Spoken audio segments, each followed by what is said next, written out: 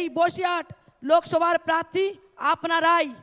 এই সন্দেশখালীর আন্দোলনের মুখ হিসেবে আমাকে এই রেখা পাত্রকে মাননীয় প্রধানমন্ত্রীজি প্রার্থী করলেও আমি মনে করি এই প্রার্থী আপনারাই। আমার মা বোন ভাইয়েরা, প্রার্থী আমি নই। আমি শুধু আপনাদের সাথে থাকতে চাই, আপনাদের সাথে লড়াইটা আরও এগিয়ে নিয়ে যেতে চাই। আমার এই লড়াইটা আপনাদের লড়াই, এই লড়াই আমাদের ছিল, আগামী দিন অবধি থাকবে।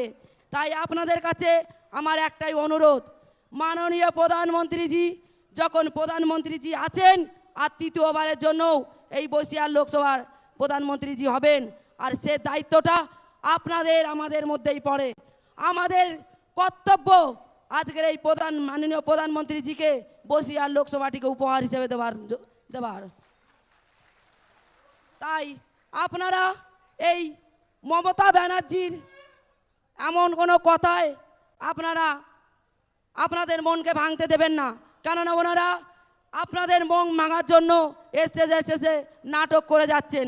সেই নাটক ওনার কোনো নাটকের পর্যায়েই পড়েন না। আমার সন্দেশখালীর মা বোনেরা রুখে আছে। সন্দেশখালী নাকি হাজি জিতলে নাকি মুখ্যমন্ত্রী ঢুকবেন, হাজি জিতলে মুখ্যমন্ত্রী ঢুকবে। মুখ্যমন্ত্রী এতদিন ধরে এতবার 2011 থেকে ভোট লুট করে, মা বোনের সম্মান লুট করে, বাবা ভাইয়ের জমি জায়গা লুট করে ভাইদের জীবন ছিনিয়ে নিয়েছেন, নিয়েও ঢুকতে পারেননি। আর আশা করি ঢুকতে পারবেন না, আর ঢুকতে পারবে না শুধুমাত্র আপনাদের জন্য।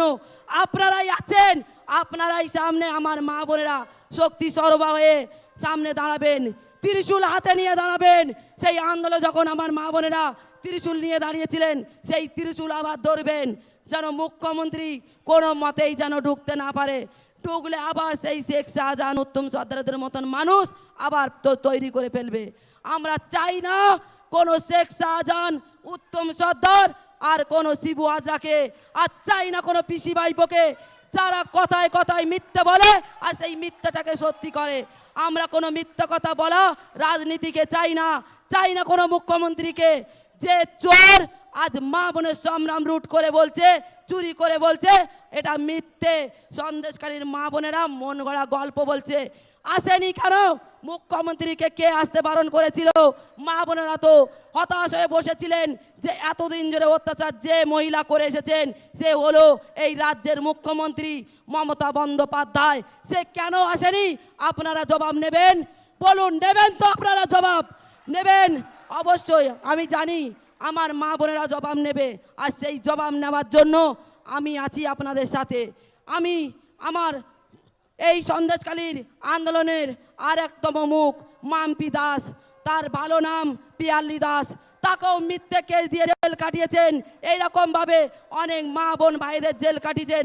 প্রত্যেকটা হিসাব নেব, প্রত্যেকটা জবাব দেব, প্রত্যেকটা কেসের জবাব আমরা দেব, কড়াই গন্ডায় দেব। তাই আমার বক্তব্য, সংক্ষিপ্ত বক্তব্য আমি এখানেই শেষ করছি।